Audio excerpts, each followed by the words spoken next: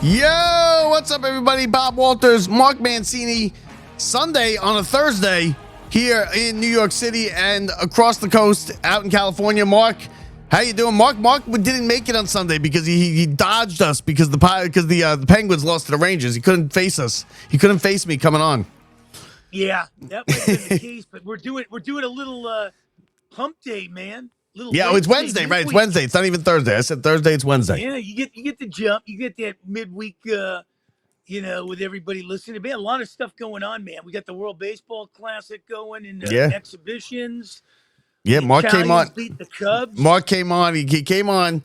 First, he said something about the Rangers Penguins. Then he asked me how the weather was, expecting that it was going to be like 30 degrees, and he could laugh at me about that. Yeah. And I told him it's going to be 75 on Saturday. And then he said, well, the Pirates are 11-2 in the preseason. Yeah. So 11-2, baby. Hey, we're sitting on top of the Yankees, the Braves, the Dodgers, and everybody. Yeah. Top of it. Listen, I said this is where teams like the Pirates shine. This is your World Series. And the World Baseball Classic coming up. Do you like the World Baseball Classic? Oh, I love it. Really? I love it. I get behind this. I mean, I'd love to be down there for some of these exhibitions. As far as Team USA played in Scottsdale, beat the Giants 15-1. Skeens went 3 innings, 40 pitches. I mean, I like this. The Italians won. Dominican Republic won. Yeah, I'm telling you. I get behind it. I can't. You know why I can't? Because it's not real baseball. Because if it was, right, in the championship game, if the USA is in the championship game, right, I'd be throwing, and it was, I'm going all out, like an Olympic hockey type of situation. I'm throwing Skeens on 3 days rest in the championship game, throwing them 6-7 innings, right? Because that's what you do in the World Series. You do what you got to do. That's not going to happen because you and all the rest of the Pirates fans and the Pirates owner are going to go wring the neck of the manager and be like, what are you doing with my guy? That's, to me, that, and plus, like Soto went down there with 10 at bats. He's got 10 at bats, and now he's going to go and play in this ultra competitive type of thing. Like, but just looking at the Soto home run, and you see the crowd going crazy. That was an exhibition game, and it looked like Game 7 of the World Series. Hey, listen, I can get behind the World Baseball Classic more so than I can get behind the NBA. Really, the NBA. I'll tell you one thing, that's putting a lot of people to sleep. Yeah, a lot of people. The NBA has issues with the tanking. And what are they going to do with that? Now, the NBA is big here now because the Knicks, right over these next 3 weeks, it's kind of not, it's kind of like, because the Knicks are going to finish in the top 3, right? We know what they're going to do. Then they're going to go, and then once the playoffs hits, though, it ramps up big time here. Knicks are big here in New York. This is a basketball city. I told a buddy of mine the other day that I'm taking 4 teams, and I don't even include in my Milwaukee Bucks in this. I'm taking 4 teams, 2 in the East, 2 in the West, and you can have the field. Boston, Detroit, Houston, and San Antonio, you can have everybody else. Yeah, I mean, Houston and San Antonio, not OKC? Yeah. Okay. I'm taking then Houston, you might take the field. Antonio. Now, San Antonio, of course, with Wembayama, and they're young, though. San Antonio's young. They've never done it before. Tell you, the last time I told somebody this one, I placed a bet on it, and it was the heyday when Cleveland won it, and I gave the field, and that was when they beat the Warriors with 73 wins. Yeah, was that when they were down 3-1? Yeah, I said, you can have the field, and I'll take Cleveland. Yeah, hey, you took the field. So and I'm gonna take these 4 teams, and I'll give you the field because I think it's just a foregone conclusion. It's going to be Boston and Detroit out of. You think so? You think Boston's better than the Knicks? Oh, come on. They don't have, but I mean, they've been playing above their head. I feel like all season. Knicks last night won a game again. Now they won in Toronto. When the Knicks play these 2 teams, they end up getting blown out of the. The Knicks beat the Celtics. The Knicks beat the Celtics on Christmas. Was it Christmas or something? New Year's, one of those 2. And then, but you're right with Detroit. The Knicks can't play Detroit. They're not. They just don't match up with them. They get blown out. They showed up one right before the All-Star break without OG and without a couple guys, and they got blown out by 40 points. But then 2 weeks later, Detroit came into the Garden, and they played an excellent game, and they beat the Knicks. Now, the Knicks tonight and it's kind of unfair. It sucks for the Knicks. They win last night in Toronto, a ho-hum kind of win. Then tonight, they get OKC at the Garden. They finally get, it's the one game, at home against OKC. You want to use it as a measuring stick game, but it's back to second of a back-to-back. You can't really, judge it. Yeah. Yeah, no, you're right. I will tell you the statement, and that's why I said San Antonio and Houston in the West. They went into Philly last night, and just blew the wagon train. I mean, that 40-point win. Yeah, to yeah, take yeah. Philly apart like that. Philly's not any good, I don't think. Philly got blown out by the Knicks a couple times. They're kind of a paper tiger. They're not very good.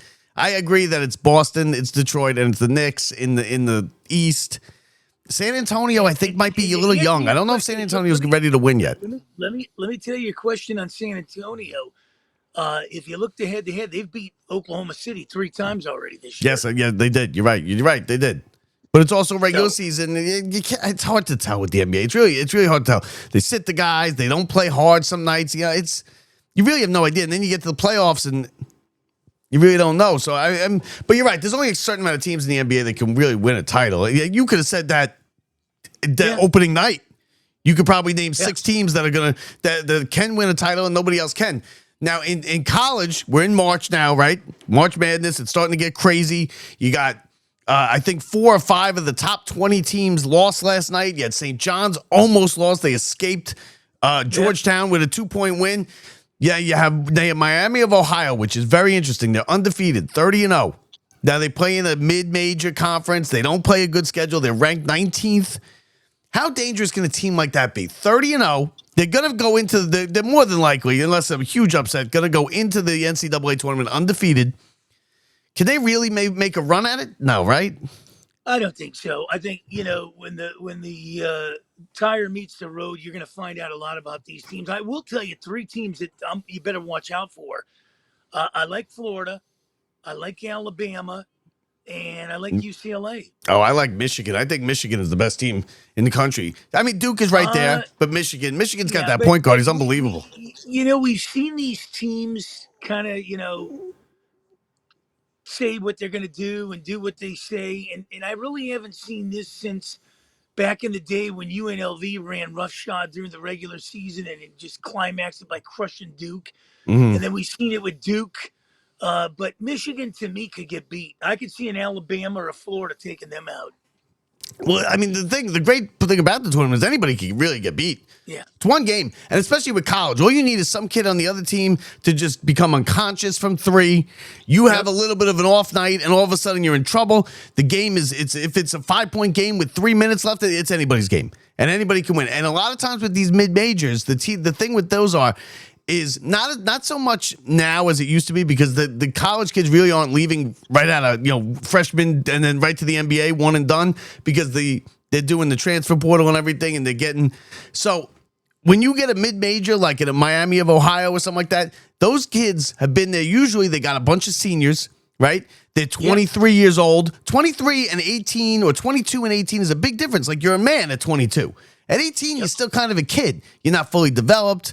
Yeah, you might be better than the other guys, but you could go out there and they're a team. They played together for 4 years, and a lot of times that'll beat you. And it's only one. It only takes one, and that's what makes the tournament great, and what makes it so frustrating too. Yeah, that's going to be an interesting tournament. When you got with March coming around, the other thing is I can't believe the baseball season, earliest in Major League Baseball history. Yeah, March 26th. Yeah, and Mets. I think the Mets play the first right one of the first days. Mets Pirates, right? You get the Pirates. You're throwing Peralta at us, and we're throwing Skeens. Yeah, listen, Skeens is better, but what are you going to do? I'll take Peralta. The Mets have a little bit of a pitching issue because they have a 6-man rotation, right? They have Kodai Senga in the rotation. He needs 6 days. Don't even get me started on that. I don't know why you need 6 days, and everybody else in the world needs 5, but he needs 6 days. But they'd be better off with a 5-man rotation, because they've also said that Peralta is going to pitch every 5th day. So now you're moving these guys all around every week, every time through the rotation. These guys are going to not be pitching on their right day. Pitchers are creatures of habit. To me, that just it asks for trouble. It's playing with fire. It's asking for trouble. Here's the other thing, Bob. You're not going to fool the Pirates. They've seen Peralta in the Central with the Brewers, so they know everything about the guy. So he's not going to be fooling them, opening day. Yeah, well, I let's mean, see and how they play at 40 degrees. It's snowing or something. You can very easily get something like that on opening day. hey, this Pirate team, man, is quite different. They've won 6 in a row. First time since 2019 in the spring. I know they don't count these games, but No, they don't count, I mean Mark. this. Mark, 6 in a row don't Yeah, matter. Don't matter. I understand it, but you know what?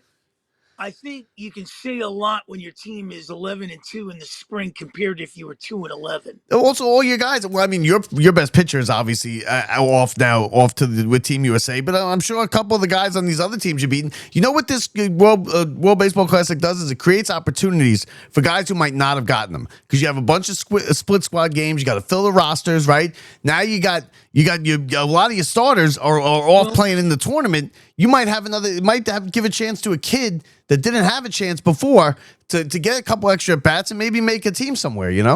well, not only that, now you got competitiveness in the camps too. Before, who's going to play first, who's going to play this position, that position, this position. Pittsburgh added 69 home runs in the offseason with Ozuna, Lau, and O'Hearn. So, I mean, now you got competitiveness at shortstop. You got, this Connor Griffin kid that's coming up. He's being hailed as the next rookie of the year. I mean, you got some guys that have been there, and yeah, you got pressure. So, I think I got to feel good with the Pirates breaking camp here that they're gonna whoever makes it going up north is gonna be well due to start. That's a division that could be won, right? Well, who won it last year? I know Brewers. the Brewer, of course, the Brewers. The Red snuck in, right? The Red snuck in. Yes. So you never really know. Now, I listened to Tim Kirchin's podcast. And he does it with his son. A great podcast. If you haven't listened to it, give it a check out. It's great. I forget what it's called. It's like For the Love of the Game. He's better than Phillips and Scrubs. I listen to those guys. Oh, I had Phillips on this show. We had Steve Phillips on the show. He was good. My mom likes Steve Phillips, but But what Kirchin said is he spoke to somebody very close to the negotiations where they with the possible lockout, and he said the person that he spoke to very close to the negotiations said that he's never seen them in all those years, and he's been around since the '81 strike and everything, further apart than they are now, and it looks like we're just on a crash course for a lost season next year. Yep, they're going to shut the season down. This is going to be longer than the '94 one. The '94 one took out the World Series. This one's going to be a long one. '94 one happened mid-season, right? Or did it happen mid-season or no? Yeah, I think it happened mid-season and it wiped out the World Series. And this one's going to go longer. I think they're not interested in hearing Rob Manfred. They're not interested in a salary cap at all, and the owners are saying we're not doing anything without a salary cap. We can't continue like this financially. And the players will never. I think the players will tank this sport before they do a salary cap. Oh yeah, I've always said this. They'll bring it down, and we've talked about this before. Kip Gross and myself on different things. That once they know you're for the players, I'm not going to go against the players. No. If you're telling me, it's like a job, Bob. If you go on a job and somebody says, well, we can't give you a raise, and you go, okay, well, I can see it. There's no business here. But if your business is booming and you bought 2 more forklifts in the warehouse, yeah, obviously you're making money, and now you're telling me you can't. So I'm kind of looking at you kind of funny. So I never understood the people who go with the billionaires over the millionaires. And what I say to them, and I'm going to leave you with this, what I say to them is Juan Soto's the highest paid baseball player, right? Me and you, forget about me and you. The bum on the street is closer in net worth to Juan Soto than Juan Soto is to any of the owners. That's what $1 billion is. That's what multiple billions of dollars is. I'm closer. I'm closer to the net wealth to Juan Soto and any baseball player than any baseball player is to any of the owners. And still, because they don't. Oh, why are these guys getting paid millions of dollars to play a game? No, they're getting paid millions of dollars because the owners are pocketing billions. Yeah, exactly. Yeah, when we were growing up, what was 1 or 2 hats? Now you got 5 hats for each team. Yeah. The Mets. My buddy went down to Port St. Louis. He said they want $60 for a hat. Yeah. I was down there last year. Listen, the only good thing was the rum buckets. The rum buckets you get for $20. I always say this: if you got a favorite team, buy their team jersey or whatever, if you know, to go to a game, if it's not a memorial type of game, you know, with memories involved in it, it's just another game. You're worth it just to buy a uniform top, and Yeah. that's it. I can't. I don't even get drink. I'll get maybe a drink at a game. That's it. I'm not spending $35 on one drink. No, The Garden's no. the same way. It's terrible. So you know, either way, and it's gonna suck because we're gonna lose the season next year, and we're gonna have nothing to talk about. We're gonna be sitting here scratching our you know, or you know what's. Trying to figure out what to talk about, talking movies or something, you know. We'll figure it out though. Yeah. Mark Mancini, XM Radio. Mark, we'll talk to you on Sunday, right? I love you, man. I can't wait for Sunday, man. And hey, listen, Kick it up, baby. And when the Rangers beat the Penguins, don't duck our show, all right? You come on here and you face it. You face the music. No. Mark Mancini, everybody. We'll talk to you guys later. I'm Bob Walters from the Brian Gunzel Studios. See you. Yeah. Later, Mark. God bless you, man. I'll send you the copy.